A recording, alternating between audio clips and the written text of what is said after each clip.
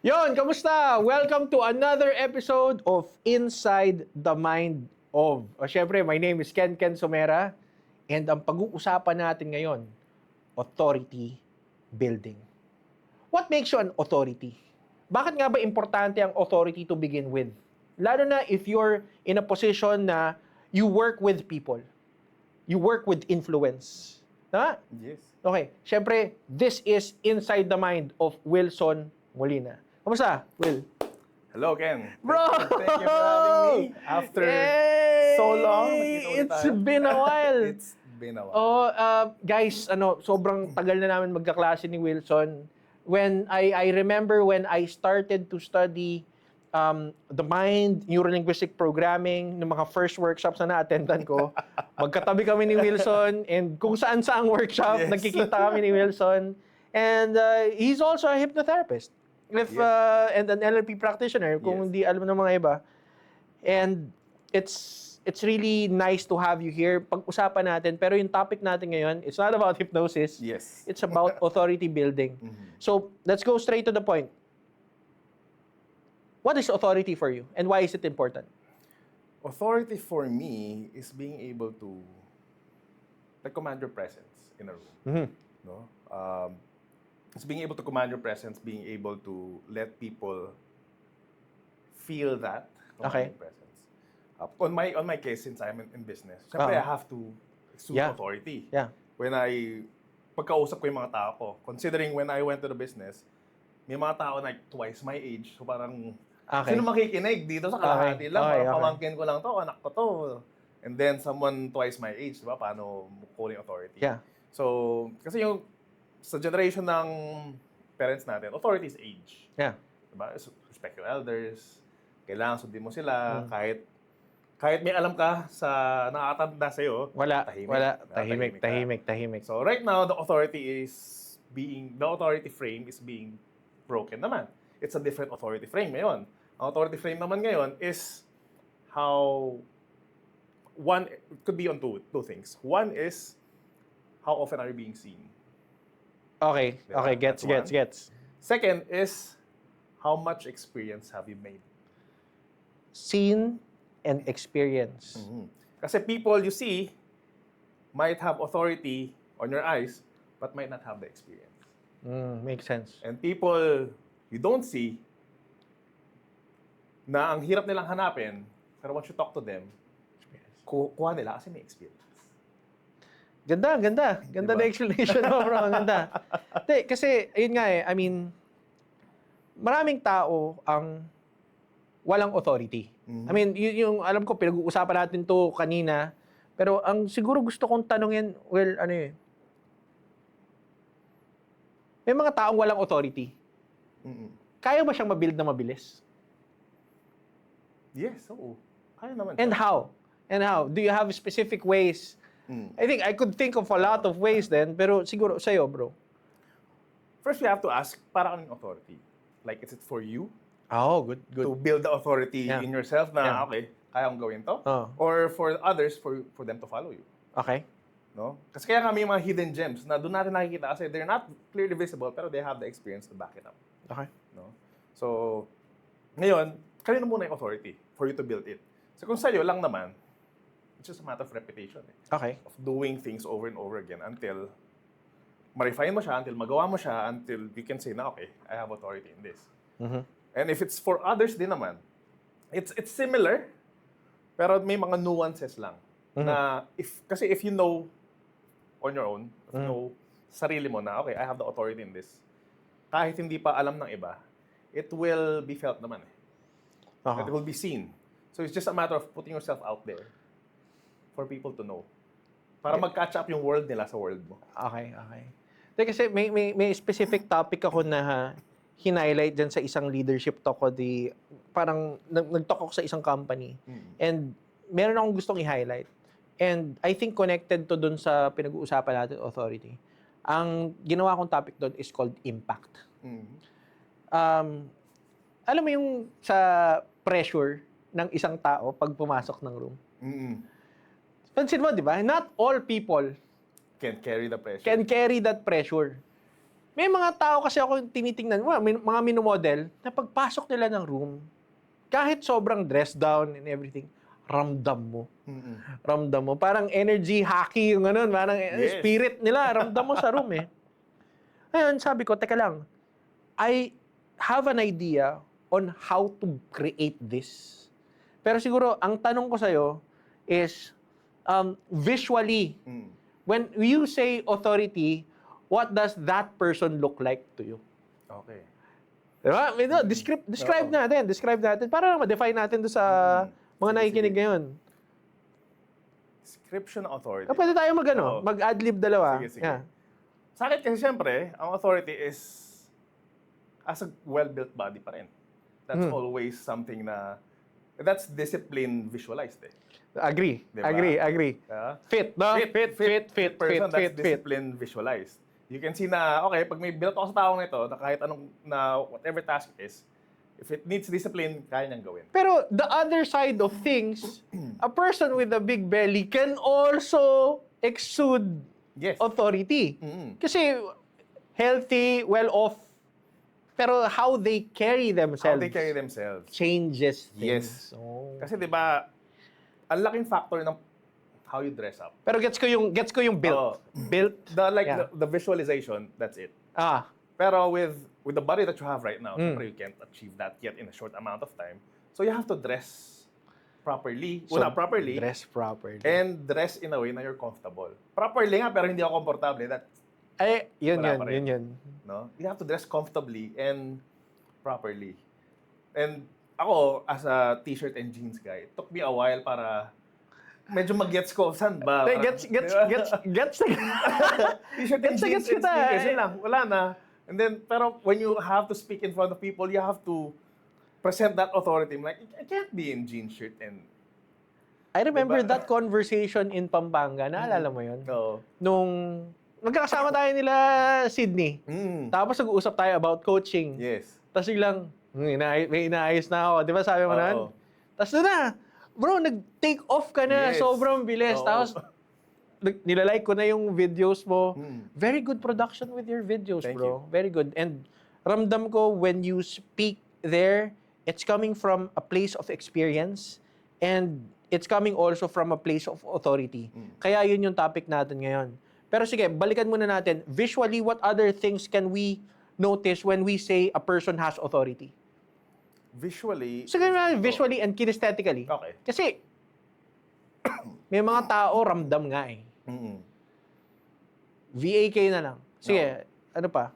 Ako yung... Just the body posture eh. Kita mo kagad eh. Posture. It's posture that carries. Okay. It's posture that carries. Kasi even good clothes, kung di mo na posture na maayos, Mhm. it doesn't exude. Do you have tips with posture right now? At least I'm not in authority to I'm not the person in authority to be giving tips, but what I do is of course chest forward with kung ano mang chest na meron ako. Forward lang and then shoulders at the back. That's as much as you can. That in itself, Shoulders at the back. That in itself gives a different feeling, ikaw, and looks differently compared sa ganyan. Slouch, no? Slouching, sasalita kang ganyan. Kaya may 5 milyon na ako sa bangko. Ang hirap paniwalaan, Ang hirap diba? paniwalaan, Ang hirap diba? paniwalaan. Pero pag ganyan, 500 lang, pero kaya naman. Okay. But it feels different eh. So, body language, posture plays a very big role. Pananamit plays a very big role. Punta tayo sa A, Oo. auditory. Auditory. Ang laking factor din yung when you hear someone, Yes. kahit nga walang picture, hindi mo nakikita yung itsura, pero when you hear someone, your mind automatically pictures how this person looks like. Yes, oo. Diba? So, working with your tonality is important also when you want to build authority. Yes. Power, influence, ang laking factor. Mm-hmm. Ano yung tingin mong magandang tone? Sa mga napapansin lang Oo. natin para ma-model lang, ano yung tingin mong magandang tone? If you look at in your head, like, top 3 people, ano yung common na tono nila or how they sound? Yung boses galing dito, di ba? Tas Diaphragmatic voice. Diaphragmatic. Ah. Galing sa chan. Ah. No? Kasi pag galing sa tiyan, it may conviction. That's the Okay. term I'm looking for. May conviction. Pero pag galing dito, parang sakto lang. Okay. No, parang Okay. chill lang tayo eh, parang wala eh. Pero pag galing sa tiyan, Ganda. maganda. Ganda. Plus, if you end your sentences in pababa na tone, And inflection. inflection. Inflection. Downward Yes, inflection downward inflection. works with authority and commanding tone. Yes. Okay. Sige, bro. Establish muna tayo. Meaning ko ng establish is, could you give us a brief background of what you do and why people listen to you? Okay. Oh, kasi sa background, magkaklase tayo nun, pero Oo. professionally, you have a lot of business eh. I know most of it. I know most of it. So siguro bigyan mo lang ng idea yung audience natin on what you're passionate about and what do you do mainly. Okay. So I'm in the realm of business. So I've been in the realm of business for 14 plus years. Aha. 14 plus years na. So wala pa doon yung sales stint ko prior, which is longer than that one. So right now, I'm handling two businesses. Okay. I'm handling two businesses. So I have had my fair share of ups and downs and even closing businesses. So sa dalawang business na to, one is I've been able to get 400% net revenue for an 8-figure company already. So na-increase ko yung net revenue 400%. And I was able to get like 500 times the biggest single order in the first so Yeah. in the first like year and a half nung nag-implement ako ng system sa isang company. And then I'm also been able to start a business from zero to multi-7 figures in 3 months. 3 months. Yun yung second company. Ito yung, okay. So I start from the ground up, wala with just what we have. Currently, skills that we have, kung ano meron tayo ngayon, let's do it. Binild mo nga siya, mabilis eh. Binild ko siya. Parang nung nag-uusap tayo nun, nagawa mo na siya eh. Nung nag-usap tayo, nagawa ko na siya. Oo, nagawa mo na siya. Oo. So ngayon, it's ilang months pa lang. Wala pa siyang 1 year. It's just about 8 bago or lang siya. 10 months, ganun. Kailan ba tayo nagkita? November? November. November ba? Oo. Oo. November, bago pa lang siya. November, we're just closing the year. Yun, no. So, Diba? Ganun siya. Kasi I'm testing yung knowledge ko din. I don't wanna just... Ayoko lang maging knowledge lang sila or just say something to people. Kasi since I coach other business owners din on how to build systems, ayoko sinasabi ko is just words out of ChatGPT, out of somewhere. But these are experiences I've lived. And I am still living. Na I feel the problems, I feel the challenges, and I subject myself to that para alam ko rin yung ginagawa nila. Yes. Ngayon, nakikita kita sa mga content mo. Siyempre, most of your content revolves around business. Yeah, nandun ka na sa coaching and influence right now eh. Yes. Ano yung, siyempre, sa mga kino-coach mo, ano yung mga nakikita mo na main problems nila? Main problem for business owners kasi small, sa MSMEs, micro, small, and medium enterprises. Number one problem talaga is systems. Usually, yung negosyante lahat gumagawa. Lahat siya yung sales, kukuha siya ng tao, kukuha siya ng sales. Pag nakuha niya ng sales, siya mag-fulfill, o siya mag-customer service. Okay. Tapos mamaya, hahanap siya ng bago. Many hats. Many hats ulit. Many hats. So, many hats at the same time. Hindi man Okay. siya one after another. Okay. At the same time siya eh. So, yun yung problem. No? Yan yung nakikita kong problema. And it's in so much so na, let me relate it a little bit, si Chocolate Lover sa QC. No one wanted to inherit the business. Kaya nagsara. And that's the problem. Kasi, isipin mo, if you're gonna inherit Nike, would you say yes or would you say no? Depende sa sitwasyon. Di ba? Oo. Pero something Maraming factors to consider. something as big as Nike inherit mo, you're leaning towards a yes. Di ba? Parang ako, yung thinking ko, it's a yes until I convince myself it's a no. Ganda. Diba? Yeah. So, kung inherit ko yung Nike, kasi Nike is a brand on its own already. May systems na in place. But if you're gonna inherit a business built by your parents, built by your relatives, System nila. walang system. And you see them day in, day out, how they hustle, how they work hard. And ayaw mong ganun yung buhay mo. So you choose another venture. Kaya walang nag-inherit. And that's the problem right now. There are good businesses, Oh. walang gusto mag-inherit. Kasi the previous generation have done this for so long in this manner na hindi na nila binago. And now the Okay. new generation sees it. I'm like, ayoko ng ganung buhay. Oh, yes. Na, I don't want to live that way. Yung Ayoko mga ng clients, gagawin ko. no, ganun, no? Let Gets me good. Gets go good. somewhere else. So that's the sad part. So that's the sad part about it. May mga concerns ba yung mga kino-coach mo about like authority and stuff? Kasi leadership plays a big role in business. Eh. You're working with people. And may mga nakikita ka bang problems na ganun sa mga kino-coach mo? Mostly it's, siyempre when you're in business, you have to hire. Or you have to hire people. But the main problem is, ikaw ba sa ginagawa mo, are you hireable as a business owner? If you're gonna do this job, are you hireable for that one? Kung ikaw, hindi mo na ma-hire yung sarili mo, paano mo ipapasa doon sa i-hire mo yung ginagawa mo? And then, yun na, may gap na. So if you don't know kung ano kailangan mong gawin, tapos mag-hire ka pa ng tao, hindi rin niya alam anong gagawin. So how do you put that authority na, okay, gawin mo to. And then, ang magiging challenge pa nun is yung tao, sisihin mo kasi hindi niya magawa ng maayos yung trabaho. Tama. So, Tama. actually, hindi na siya authority. It's more of, may problem na sa how you operate things. Eh. You want authority, pero you lack the qualities to be authoritative. Ganda. Oo, tama. Kasi bro, ito bakit ko tinatanong 'yun? I think ang laking part ng pinag-uusapan natin works with identity. Do they really know who they are? Yes. And when we talk about identity or authenticity, it centers with alignment.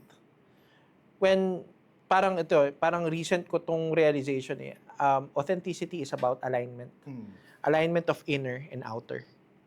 And when I see a person who has authority, usually nakikita ko na ang laki din nung factor na kilala nila yung sarili nila. Kaya ang galing nila mag-communicate din.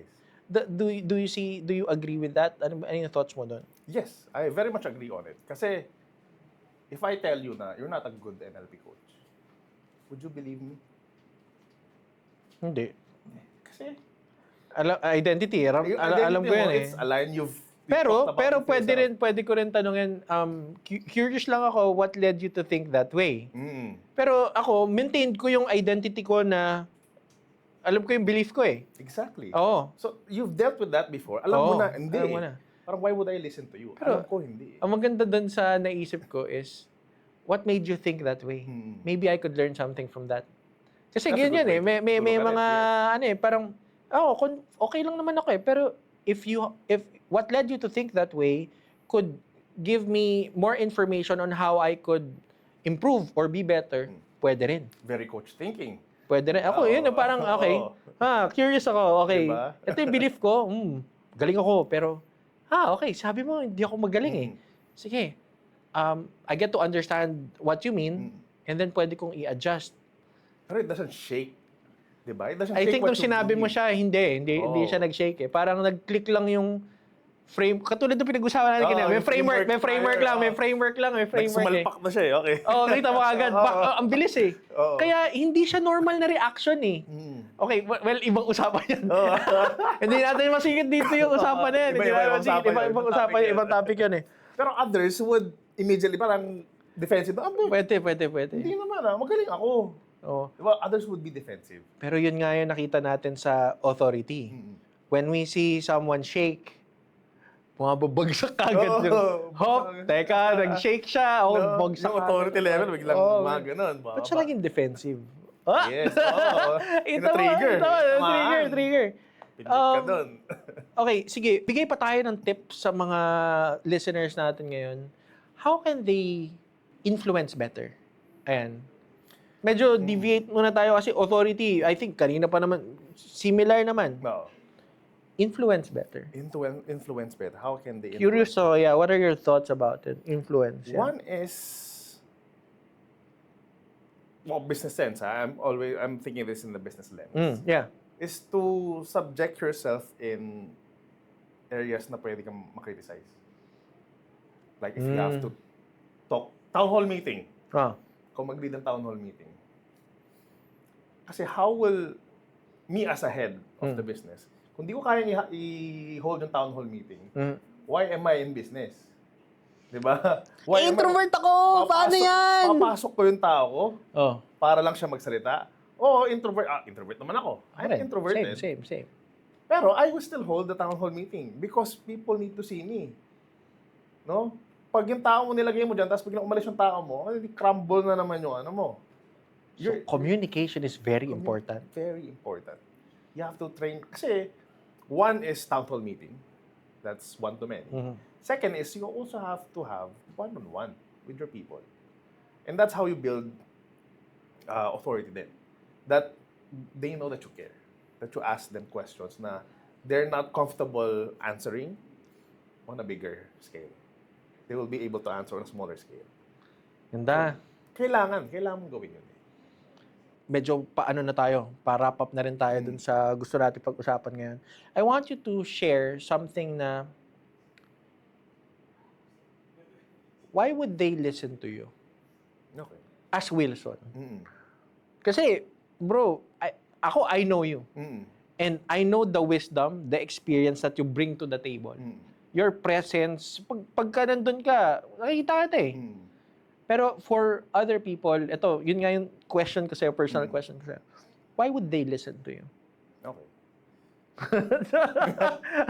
Tanong mo. Ang lakas, bro! Ang lakas! Sabi ko, putik, ano ito? Inom muna tayo. Inom muna tayo. Why would they listen to you? Malakas sa tanong yan. Well, if you're someone who's looking for a person backed by experience, then it is experience I can share. So I'm not someone that's very visible, very loud online, because I'm busy building, I'm busy helping. That's what I do. Yeah. Hindi, like, being very online present, that's not what I do. Kasi my impact is mostly held on one-on-one sessions, not on one-to-many sessions. One-to-many session, I can only give you so much, pero the best impact, I know for a fact, it's one-on-one session. We know, yeah. We know it's in one-on-one sessions. That's why- Realization siya eh, no? Yes. Because I can tailor fit it sa kailangan mo eh. I can give you NLP, bro. Yun talaga eh. Okay. That's the way to do That's it. the way to do it. That's the One way to to do it. many, templatean kita, tapos bibigyan lang kita ng template, it's not gonna work. I mean, at one point it will work, pero most of the time it will fail. And you don't know what to do on most of the time. Pero pag one-on-one, okay, it will fail. Pero dito ako, sige, let's change up. Let's change it up. Let's shake things up. Let's do something different. Kaya, that's what I offer to the table. That when you work with me, I work with you solely. Galing. Ganun tayo. And do you have like specific tools? Kasi, for example, talungin mo ako ng ganito, well, sa lahat ng sinasabi ko, be it inside the mind or self-talk, I'll always say that one of the key tools that I would use is still hypnosis and neuro-linguistic programming. Do you have other tools that pag meron sila nun would help them with business and life in general? Na pag nakuha nila kasi psychology, aral ako psychology, aral ako ng Six Sigma, aral ako ng, di ba? I mean, there are a lot of things eh. Do you have any suggested tools that they could study or use? Business, AI kasama doon, AI. AI is one of them. Pero business in general kasi is something you learn by doing. It's not something you learn in theory tapos apply mo. No, it's something you learn, then you do it, and then you learn some more, and then you do it again. So the key is to be resilient on mistakes. Manage siya. From ideation to implementation, the gap should be so small. Ganda. And that you have to, okay, I have an idea, let me implement it. Okay, didn't work, idea ulit, implement. Work a bit, idea, implement. You have to have many variation of it. And ideation to implementation should be really small. Para kasi you learn by doing, you have to learn the lessons na agad. And then you do it again. And then you do it again. That's the game of business. And kung sa first ideation and implementation, parang nag-fail ka na, and then nag-give up ka na, wala na. And that's the only tool that I would suggest na only need to get it once. Then you can implement it multiple times. Okay. Sige, bro. Ganda nung sinabi mo. Ang ganda, pag ni-recap natin tong episode, parang jump pa kagad eh. Oo, Jump pa kagad. Wala tayong wala tayong kamustahan. Oo, wala na eh. Wala. Diretso Parang kagad eh. bam, bam, bam, bam, bam, bam, bam. Sige, bro. To wrap things up, alam ko palagi itong mga tanong sa mga TikTok, di ba? Do you have a message to people who are starting out in business? People who are starting out in business, only message is, do it before you're ready. Do it before you're ready, but don't do it unprepared. Kasi we try to be prepared as much as we can. We'll never prepare. Pero do it. Hindi ka pa ready. Perhaps some preparations.